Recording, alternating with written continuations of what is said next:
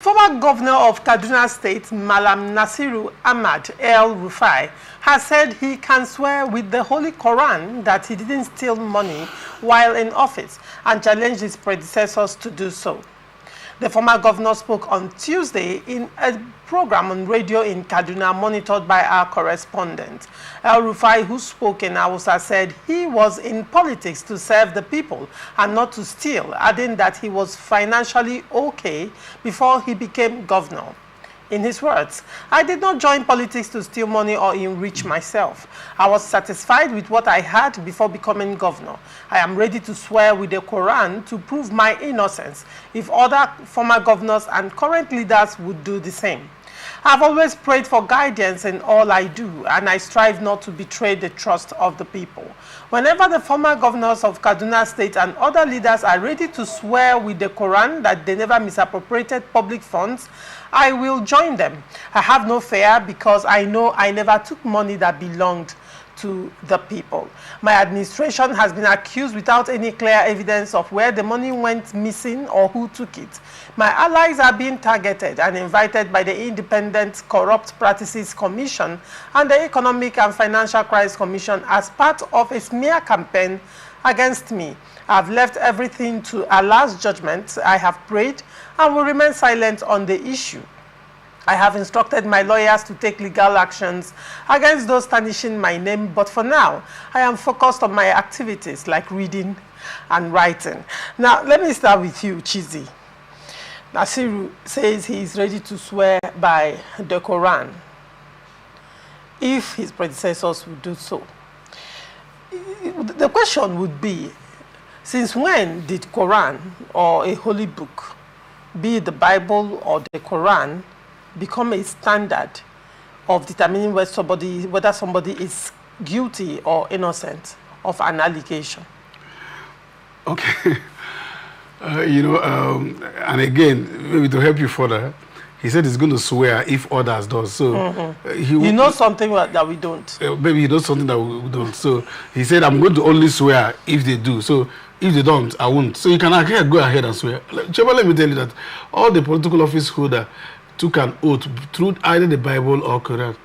Just a little negligible few that said, "Give me Ogo." Because a minister did that. I said, "No, I wouldn't want to swear with this. Give me." So all of them did.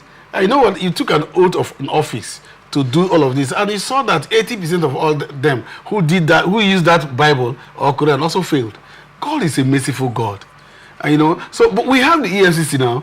We have other. So why is he not calling on EFCC to come and investigate? Yes, say EFCC, please come and investigate me. No, investigation. Because we know that every time they Muslim, for instance, prays 5 times a day, isn't it? And all they pray in all of that prayer is mercy. And so he could be doing that and be asking God for mercy. God is a merciful God. For us, the Christian, you don't even need to swear. But like I've told you, if you go to the National Assembly, all the governors took their oath of office with either Quran or the Bible. And they heard those Quran and the Bible and then stole or did all of that they've been doing in office. And there are no consequences. There are no consequences. So what I want El-Rufai to do now is, this is what I did. I publish it. Come, EFCC, come and challenge me. Let's do it. Do you know, see, EFCC, yes, some of them can do anything. It can be political. It can be political sometimes. It can be anything. But I can tell you that you can challenge them and say, come openly. I will go to the court of the people. As a person, I will sit before the screen and then begin to read out what I had. Let it just do it. So that is not easy. I as a person in performance, I trust El-Rufai in performance and in. But this one, he has to be the one to clear it. But for Nigeria, he should leave the Quran. Let him call the EFCC and call the other people to go, ICPC to. All right. Daniel, now a case of. Is this a case of religious manipulation, considering that the vast majority of Nigerians are very religious?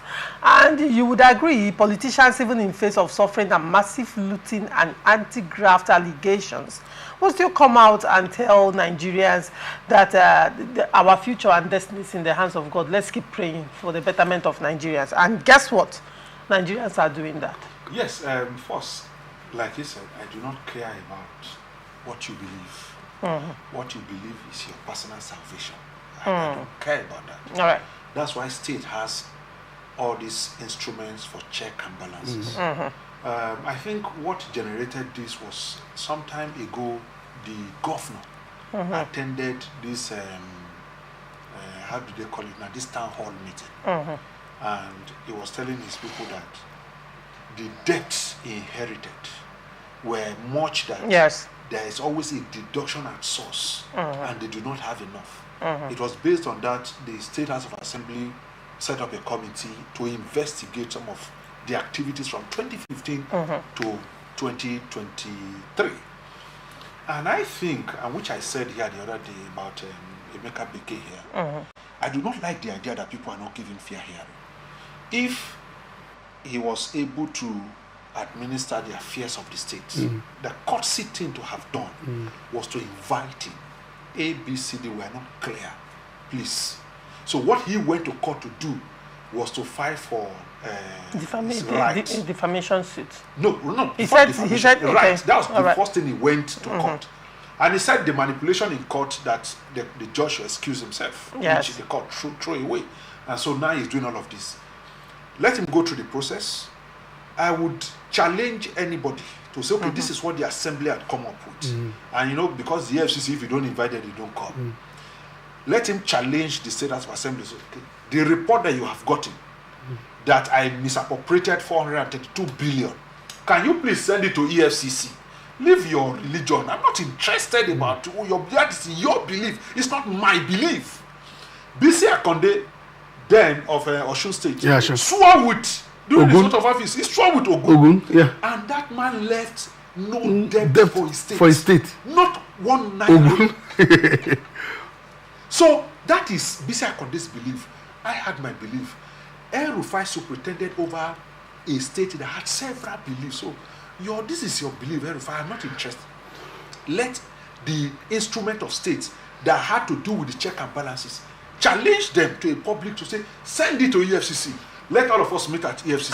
And then, very important, he also hinged his swearing on Quran on the ability or on the availability of his predecessors to swear. Isn't that not giving an impossible condition? Everybody comes to swear. Is that not giving an impossible condition because he knows that will not happen, so he will not swear? No, the thing is, in my place, they say the man will know ready to do something and they announce something. You don't need that. When you were governor as El-Rufai, not because others became governor. You contested, you won. And so your administration has a time to say that from this date to this date, do like this. I challenge anybody. But you have said that you have gone to others to come and say, no, that's just play, child's play. All right. I think that what has happened there, I want the River State people to take a clue. Instead of going to meeting in churches where you commission project to say, oh, there is indebtedness, call for inquiry. Let everybody sit down. You were the accountant general of the state. Let everybody sit down. But this idea that we'll go to church today, we'll go to copy from it. The State House of Assembly sat with a committee and investigated and said, no, there's an appropriation of 432 billion that needed to further explanation. Let River State do so. All right. Thank you so much for coming on Open Conversation, Daniel. It's always a pleasure having you. Thank you for having me. And thank you, Chizzy. It's a pleasure.